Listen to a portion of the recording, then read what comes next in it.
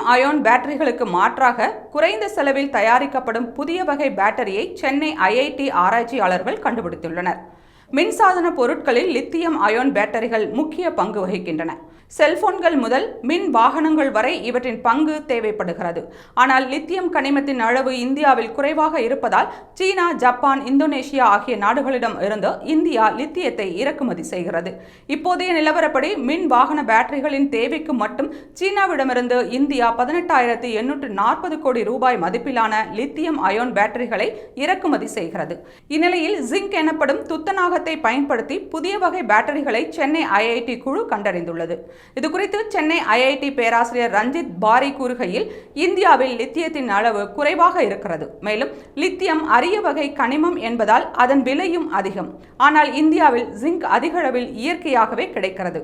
அதன் விலையும் குறைவு. எனவே ஜிங்க் ஏர் வகை பேட்டரிகள் லித்தியம் அயோன் பேட்டரிகளுக்கு சிறந்த மாற்றாக அமையும்.